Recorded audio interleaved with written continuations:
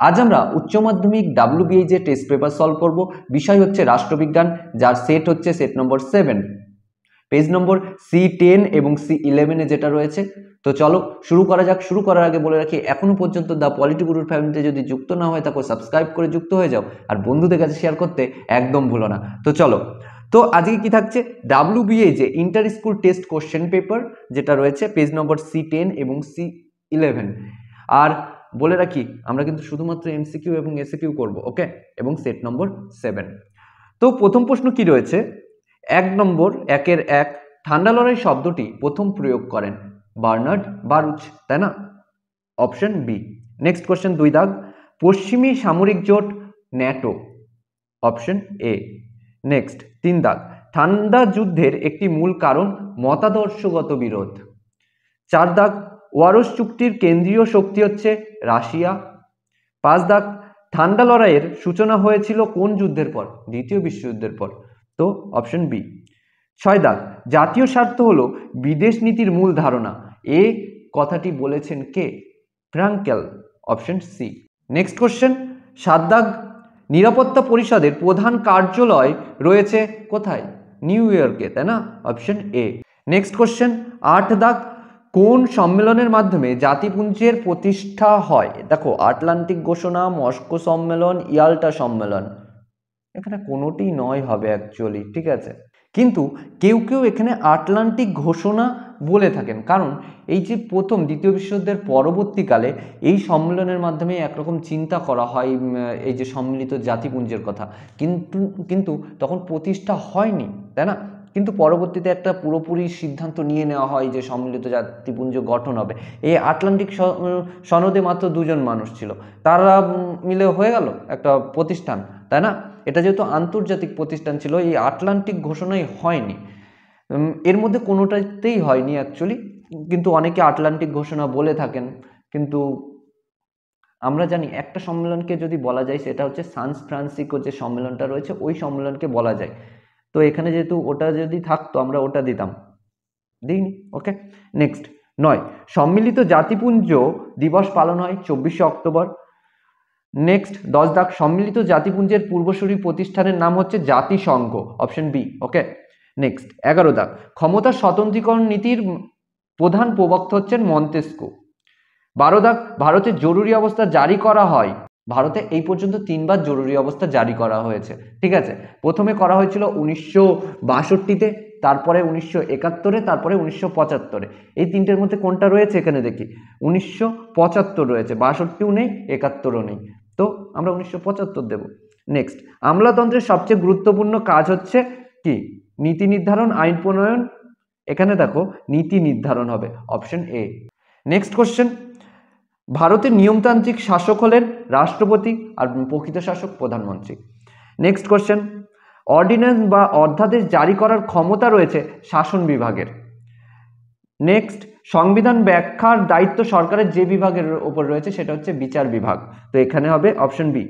Next question, ভারতের বর্তমান রাষ্ট্রপতির নাম দ্রৌপদী মুর্মু, ঠিক আছে, অপশন ডি। নেক্সট 18 দাগ, রাজ্যের মুখ্যমন্ত্রীকে নিয়োগ করেন রাজ্যপাল, তাই না? Option C. নেক্সট, স্বাধীনতার পর প্রথম লোকসভা নির্বাচন হয় 1952 সালে, ওকে। তারপরে আসছে কি, দ্বিকক্ষ বিশিষ্ট রাজ্য আইনসভা রয়েছে বিহারে, অপশন সি। নেক্সট কোশ্চেন, পশ্চিমবঙ্গের প্রথম পঞ্চায়েত নির্বাচন হয় 1978 সালে। নেক্সট, পঞ্চায়েত সমিতির কার্যনির্বাহী অফিসার, পঞ্চায়েত সমিতি বলেছে তবে কি হবে? BDO, option A, okay. Next question, পৌরসভার নির্বাচিত প্রতিনিধিদের কাউন্সিলর বলা হয়। নেক্সট, বড় শহরের পৌর প্রতিষ্ঠানকে কর্পোরেশন বলা হয়। এবার আমরা 2 দাগে চলে যেতে পারি, তাই না? তো প্রথম প্রশ্ন কি বলছে, ঠান্ডা লড়াই কি?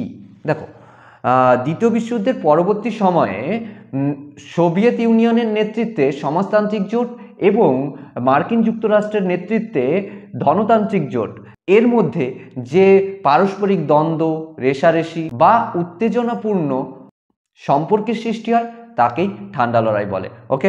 নেক্সট, অথবা দেখে কত খ্রিস্টাব্দে রাশিয়ার বলশেভিক পার্টির নেতৃত্বে সমাজতান্ত্রিক বিপ্লব সাফল্যমণ্ডিত হয়েছিল?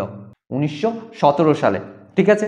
2 দাগ, কত খ্রিস্টাব্দে কোন কোন দেশের মধ্যে মিউনিক চুক্তি স্বাক্ষরিত হয়, অর্থাৎ মিউনিক চুক্তি কবে কাদের মধ্যে হয়েছিল, তাই না? 1938 সালে অর্থাৎ 1938-এ 29শে সেপ্টেম্বর গ্রেট ব্রিটেন, তারপরে হচ্ছে জার্মানি, ফ্রান্স ও ইতালি, এই 4টে রাষ্ট্রের মধ্যে হয়েছিল। ঠিক আছে, ন্যাটো এর পুরো কথা কি আমরা লিখে ফেলি। ন্যাটো এর পুরো কথা হচ্ছে north NORTH north Atlantic treaty organization. ওকে, নর্থ আটলান্টিক ট্রিটি অর্গানাইজেশন। ওকে, নেক্সট কোশ্চেন কি থাকছে আমরা মুছে ফেলি, লিখে নিও। ওকে, নেক্সট 4 দাগ কি বলছে, ভারতের পররাষ্ট্রনীতির প্রথম ও প্রধান বৈশিষ্ট্য কি? জোট নিরপেক্ষতা বা সাম্রাজ্যবাদী বিরোধী, যাই বলি আমরা। ঠিক আছে, আমরা অ্যাকচুয়ালি সাধারণত জোট নিরপেক্ষতাকেই বলে থাকি। নেক্সট, অথবা কত খ্রিস্টাব্দে কাদের মধ্যে পঞ্চশীল চুক্তি সম্পাদিত হয়? ভারত ও চীনের মধ্যে 1954 সালে।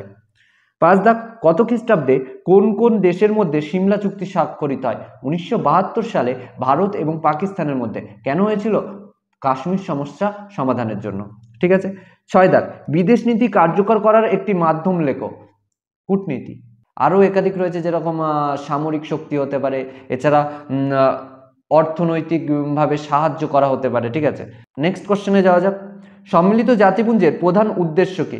আন্তর্জাতিক শান্তি ও নিরাপত্তা বজায় রাখা। সিম্পল পুরো। নেক্সট, অথবা তাকে কি বলছে? ইউনেস্কোর পুরো কথা কি? দেখো, ইউনেস্কোর পুরো কথা হচ্ছে ইউনাইটেড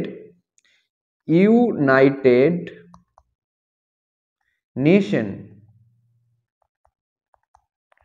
এডুকেশনাল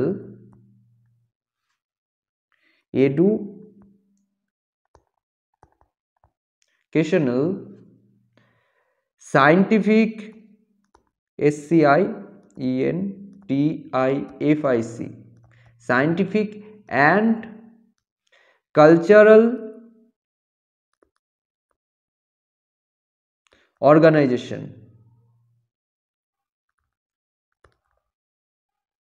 কি হচ্ছে ইউনেস্কোর full form? United nation educational scientific and cultural organisation. Okay, হাতের লেখার জন্য আমি ক্ষমা প্রার্থী।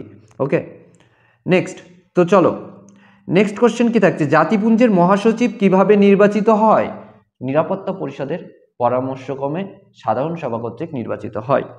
নেক্সট, অথবা দেখেন জাতিপুঞ্জের প্রথম মহাসচিব ট্রিগভিলি। ওকে, প্রথম মহাসচিব ছিল ট্রিগভিলি।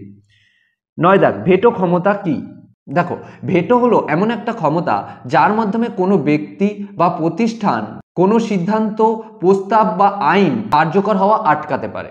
ঠিক আছে, এই ভেটো ক্ষমতা যেরকম আমাদের রাষ্ট্রপতির হাতে কিছুটা রয়েছে কয়েকটা ক্ষেত্রে। ঠিক আছে, এছাড়া নিরাপত্তা পরিষদের যে স্থায়ী সদস্য রয়েছে তাদের কাছে রয়েছে। ঠিক আছে, নেক্সট কোশ্চেন কি রয়েছে? নেক্সট কোশ্চেনে যাওয়া যাক। নিরাপত্তা পরিষদের মোট সদস্য সংখ্যা কত? 15 জন, যার মধ্যে 5 জন স্থায়ী আর 10 জন অস্থায়ী। 10 দাগ, অর্থনৈতিক ও সামাজিক পরিষদের কতজন সদস্য প্রতি বছর পদত্যাগ করেন?